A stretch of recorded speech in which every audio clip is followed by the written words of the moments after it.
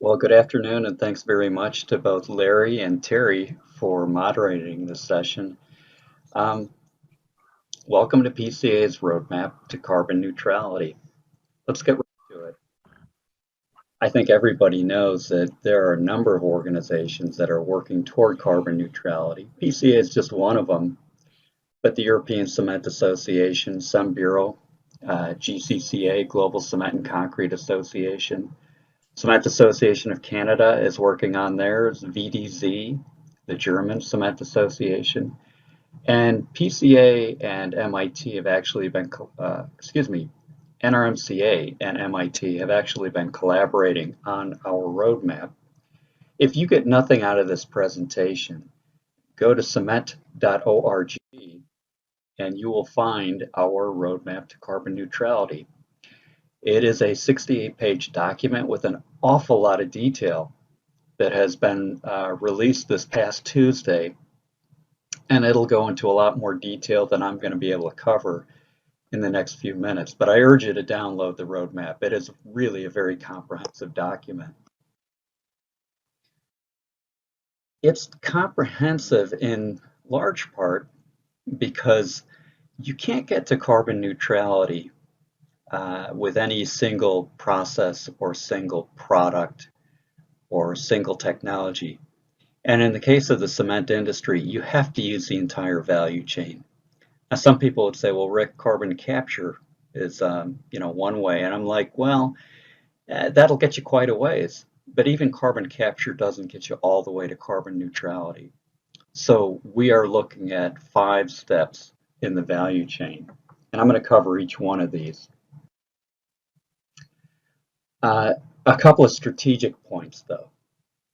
So firstly, and I know this may seem a little off the wall, but look, if you're into Formula One racing or any kind of high performance car racing, you've probably seen this gold tape that has, and it is gold tape. If you wanted to buy a 2-foot wide roll, 150-foot long, you'd spend almost $3,200. Now, spending that kind of money, you're going to think long and hard about where you use that tape, when you use that tape, how much of that tape you use, how you use it, and maybe most importantly, who's actually applying that tape. So here's point number 1. We in the cement and concrete industry have got to bring that level of intentionality to our products, to both cement and concrete. We really have to think long and hard about when, where, how we use it, how much we use, and who's applying it. Second big point, a lot of what we do, we have to start shifting the curve. I'm big on optimization, and I'm not going to get into Lagrange and the mathematics of optimization. But from a layman's perspective, optimization means doing 2 things. Shifting the curve. You have star performers all the time, really innovative people that are pushing that curve out to the right. And you have slow adopters. And they're slow adopters for a variety of reasons, in a lot of cases that are beyond their control. But if we shift that curve, that means that the core group, the middle of that bell-shaped curve, they now become the star performers. That also means the slow adopters now become closer to the center. And if we shape that curve, tighten it up, now we're actually in a position where the difference between the slow adopters and the stars becomes much more narrow. So that's optimization. That's a big point number 2 in our roadmap. And then big point number 3, again, these are real strategic ideas for our roadmap, but society needs concrete. The reality is concrete is the universal building material. There is nothing we can do without it. I don't care if you're building a log cabin in Wyoming, you're going to use some amount of concrete. And here's the other thing, concrete needs society. And by that, I mean, we can't get to carbon neutrality on our own. Cement industry can't do it on their own. Concrete industry can't do it on its own. We have to look at the entire value chain. And that value chain starts at the cement plant with clinker. So clinker is the intermediate product at a cement plant. Most people will never see clinker unless you visit a cement plant. And the reality is this is where we're producing the CO2. So 60%, more than 60% of our CO2 comes from transforming calcium carbonate into calcium oxide as a precursor to a lot of other more complex reactions. To do that, 40% of the CO2 is from combustion because we need really high temperatures to make that transformation. So what can we do here to reduce the CO2? Well, number one, how about using materials that are already decarbonated? And in particular, materials like slag. Right now, that's just under 5%. We're targeting 10% by the year 2050. Look, we're only limited here on the availability of that material. Other things we can do, getting more efficient. This is tougher because we're really pushing the limits of theoretical efficiency at the cement plant. Switching fuel can address the CO2 from combustion. Transformative fuels, sure. Hydrogen, I think at some point in time is going to be a viable solution, potentially. Plasma heating, all these things can be part of the mix. They're not going to happen tomorrow. They're not going to happen next year or perhaps the year after, but certainly over the next decade or so, we can start to see these incorporated. And then finally, CCUS, carbon capture, use, and sequestration. Now, the problem or the challenge with CCUS, this isn't just a piece of equipment. This is an entire plant within a cement plant that has to be built. It is a huge capital expenditure, and right now it hasn't been done because nobody has proven this technology, any of the carbon capture technologies, at scale. The other issue is that even if you do prove this at scale, you still have to transport that CO2 somewhere. You need a pipeline.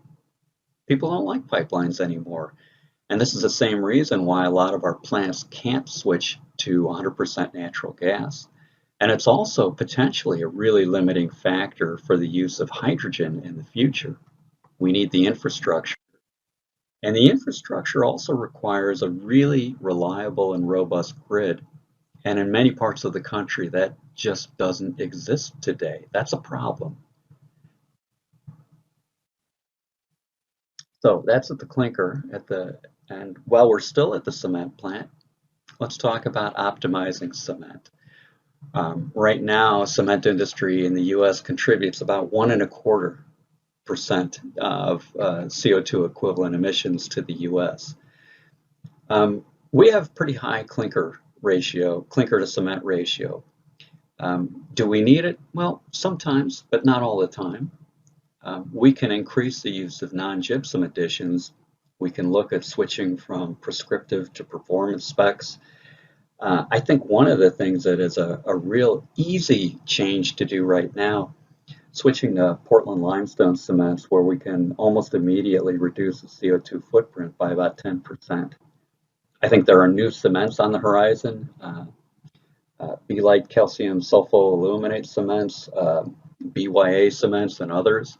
And I would urge people that are interested in those products, Karen Scrivener's UN report that came out a year or so ago really has a pretty good overview of a lot of those materials as well as the challenges that are facing them.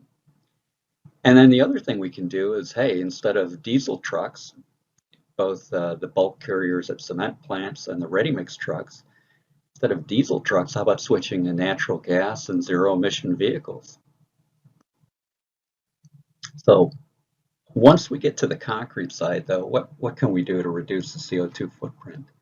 And again, this is all part of our roadmap, taking a really holistic approach. Well, things like improvements in mix design, but the real key here is using more SCM, slag, fly ash, silica fume, other materials, reducing the energy consumption at a concrete plant.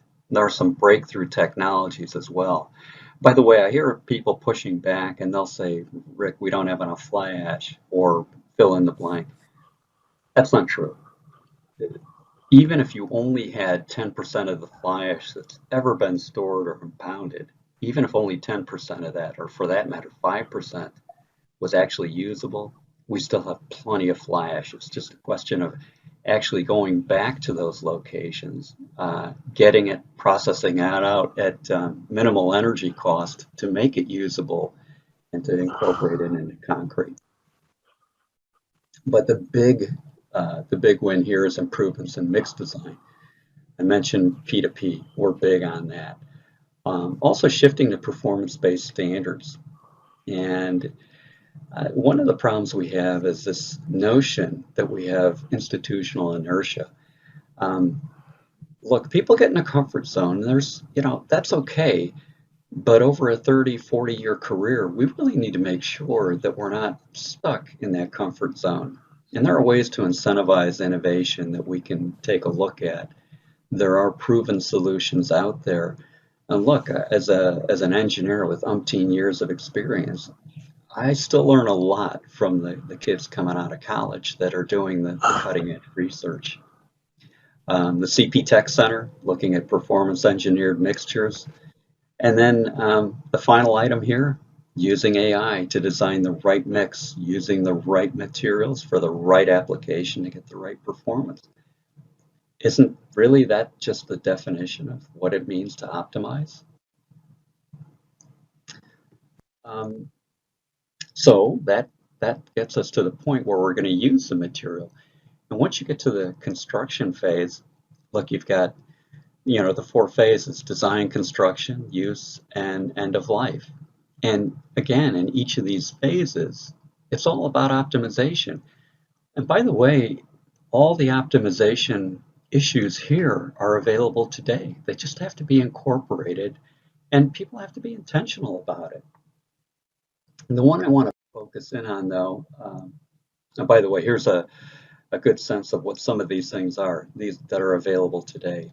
Um, Artificial intelligence, of course, lots of great software out there. I think 3D printing has a bright future in the concrete industry. Immersive reality, especially in the design phase, really can pay some big dividends. And believe it or not, don't laugh, but I think we may see the day with immersive reality when we can avoid all change orders. Yeah, I know it sounds pie in the sky, but I think we're getting close to that. Digital twins is a big issue. So these are the top 7. And each one of these that I've listed from this article, they're available today. This is technology that isn't, just at the Fortune 500 companies. This can be at a, 2 or 3 person design shop. When you look at the use phase of construction, uh, you know, I use this example. The Empire State Building is coming up on 100 years old. And if you consider the energy consumption of that building over a 100-year period, think about the energy used in elevators, escalators, boilers, chillers, air conditioning, workstations, display screens, pressurizing the water, getting the material handling. That energy consumption is literally every day, about the same energy for more than 10,000 individual homes. And that's even with the energy efficiency improvements they've made in the building. But here's my point though. If you compared that energy consumption over a 100-year period to the embodied carbon content of the materials used in the Empire State Building, there's no comparison. The materials themselves, that's not where the carbon footprint is. It's in the life cycle. And none other than U.S. General Services Administration, they realize that. And they've called these high performance buildings, and what they have found is shown here up on the right-hand side. Look, if you design right and you design intentionally, you cut your energy use, your water use, your operating expense. But most importantly, well, not most importantly, but hey, an added dividend is that you actually get overall better better tenant satisfaction. Again, and this goes to the point of, hey, don't just stop at EPDs. Look at life cycle cost assessment. So we went from clinker to cement to concrete to construction. The other point too is using concrete as a carbon sink. Now we've known about carbonation for years, and people say, yeah, but you got to be careful with carbonation. Yeah, I agree. The idea though is that ultimately we would like a building to last so long that it's outlived its useful purpose long before you ever have to worry about carbonation reaching the reinforcing steel. PCA conservatively estimates that roughly 10% of the CO2 emitted during the manufacture and transportation of cement and concrete, about 10%, is going to be reabsorbed over the lifetime of a building. Now, that's not just us saying that. IPCC has some measurement criteria in the Tier 1 methodology that's been accepted to measure that. 10%, that's not a game changer, but it's not insignificant either. So, this is, again, something we can take advantage of. The science on carbonation and using concrete as a carbon sink is well established. The PCA, along with EPA, Dr. Paul Tennis at PCA, and folks at EPA and IVL, the Swedish Environmental Institute, and others have been really active in modeling this. At 10%, I think is probably a conservative number. I think if we look down the road and do some more research, I think we'll find that rising. Will it get to 20%? Who knows? I don't think so, but you never know. Anyway, a couple of papers here, one from IVL and of course Anderson's paper, which I think is really a pretty intense overview of this. Now, these are all great ideas, right? So, reducing CO2 from clinker, from cement, from concrete, from construction, and using concrete as a carbon sink. That's all great. And by the way, a lot of people say, well, why don't we just use less, like less clinker, less cement, less concrete? If we're wasting material, yeah, I think we should use less. But I think in some cases, it's not a question of using less. It's a question of using the right amount. And this goes to my point about optimization. But I want to leave you with a couple points. Firstly, again, society needs concrete. And this slide, concrete needs society. So here are 10 big picture policy levers that we really are focusing on, and we need people's help with this. Government, academia, and users as well. So things like the cement plant, regulations, permitting, and guidance.